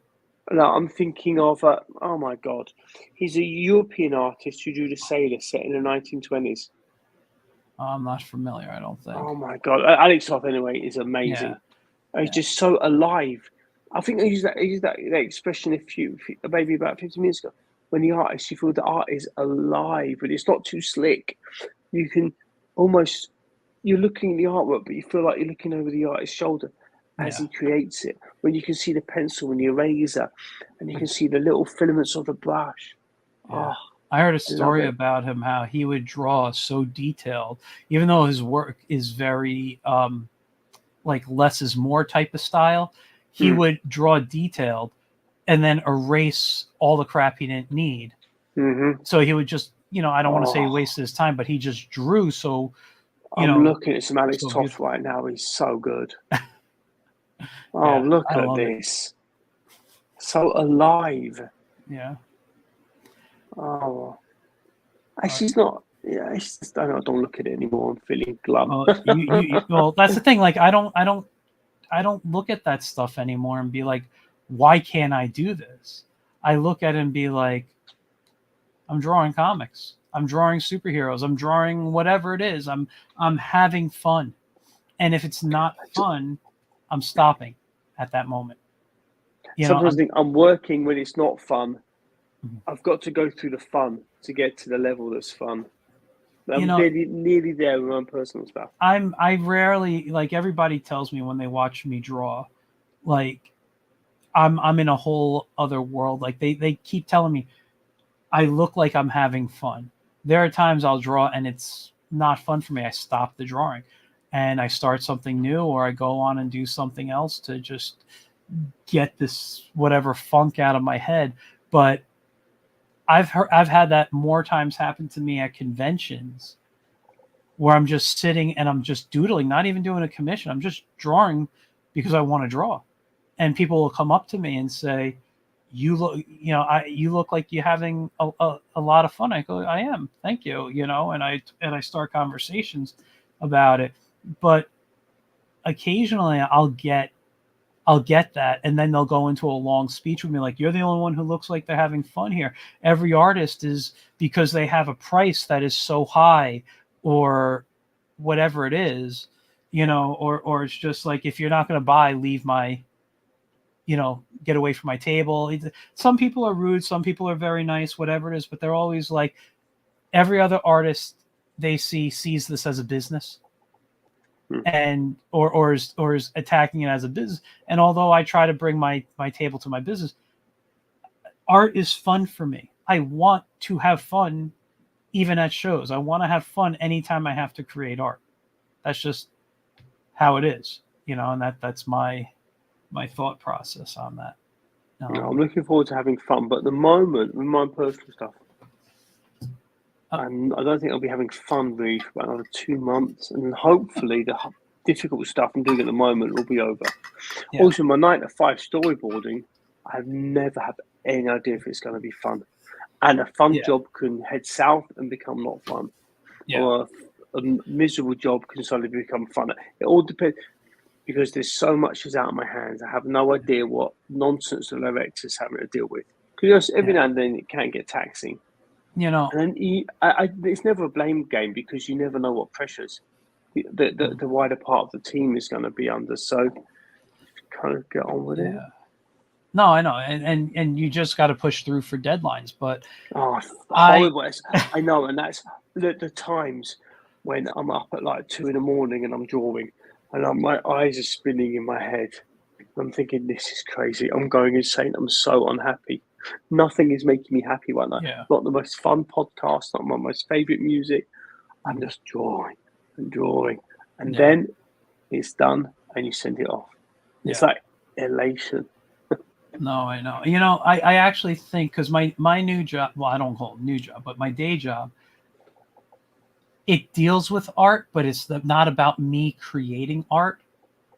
So I think that has helped me out so much that when I go to my work again, I'm not creatively burnt out, because I've been using my creativity on someone else's projects. So I have a friend who he was an art director for a company, and he got let go a few years back, and now he works for UPS. He says he is so much more creative working at UPS, because he doesn't have to deal with art all day, that he just does his job, and when he goes home and he wants to draw, he can create anything. He's so full of energy because of that. But I will say at the same time that I have a job that I miss doing what you do, being home and creating artwork constantly, even for other people. I truly love that about my life at one point. Burnout is very real. I mean, Joe Quesada, I think he was talking to Kevin Smith. I heard an interview years ago. He was very honest. He said every artist gets burnout. Every artist. Whether it's fall off in quality, or it's genuine proper burnout, when it's like, especially comics and the crazy deadlines. I mean, and also it seems to me. Oh, I lost your. Hold on, you got muted. Can you hear me now? Yeah. I'm sorry. Headphones died? I can't hear you. Hang on a second, okay? All right. Oh, wow. We're hitting the 2-hour mark, guys. We're going to be wrapping up soon, but thank you for those who stayed the whole time. I appreciate it. That's better. Can you hear me? Okay. Yeah, can you hear me? Yeah, right. Yeah, Joe Casala's talking. I think we may have to wrap it up soon, because... Yeah, I was just telling everybody that I know you said about 15 minutes ago you gotta go soon, and I don't know what time I'm going to be waking up. So burnout is very real, because, as you said, the love of the job can only get you a certain distance, and then it's just to get on with it, spirit, do it now, carry on, and that only takes you so. Also, I don't know. Is that you? Oh, you hear it in the background? It doesn't pick up. My wife gave me a clock. You can't see it right now; it's blocked. For our anniversary, and it's a Peanuts clock, so it goes off every hour on the hour. We're a big Peanuts family. Oh, are you really? Yeah, my oldest son, he adores Peanuts. I'll have to, this annoys her when it goes off, and I love it during the day. I don't, this time of night I could deal without it, but it's because during the day it reminds me to check my calendar at work. Do I have any meetings coming up? am I missing anything? Like, what am I doing? So every hour I go back to my calendar because of that. But it only works if there's still light in the room. If it was dark, it would shut down. But anyway, you were saying about burnout. Yeah, it happens, and I get it on minor levels every now and then. Depends if I get a particularly intense job, and I have a creative directors and writers not screaming down my neck, because everybody's very professional and polite. But it feels like, even if they're whispering sweet nothings into my ear, I'm just like, I'm trying to draw as quick as I can. I'm trying to draw as quick as I can. Yeah. Anyway, it's been a pleasure, Mike. Yeah, I loved it, and hopefully we can hang out again soon. We'll go and pack your Ray at his place. Yeah, we'll get another huge burrito. Yeah, we'll get the kind of food men of our age shouldn't be eating. Exactly, and we'll get other people. Try to get JM to come and Sadaro and everybody local. We'll just all get together. I have no idea where those two live, but I'm sure they're not far.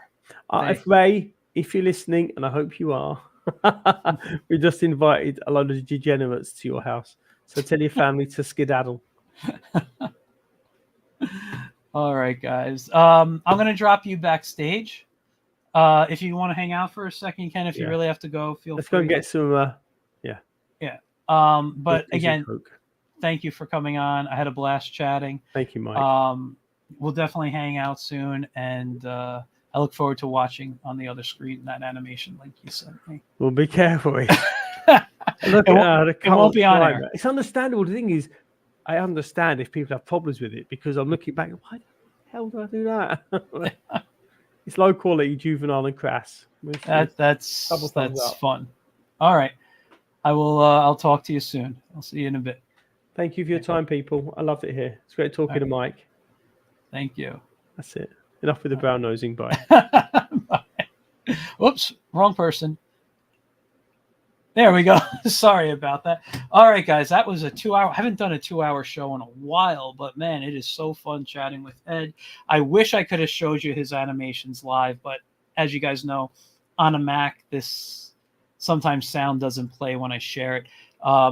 If I have the actual files, I could do it, but I couldn't. I didn't think to ask him before. So, you guys were great tonight. Thanks for all the comments. Thanks for tuning in. If you're watching after the live show, thank you for watching. I really, really appreciate it. Please make sure, if you're not subscribed to my YouTube channel, to do so. Check out The Wiz Comic on Instagram and Facebook at The Wiz Comic. And that's it. I'll be back next week with another guest. And don't forget, Monday night, 9 p.m. Eastern, live stream, be talking about backgrounds and animation. I will see you soon. All right, guys.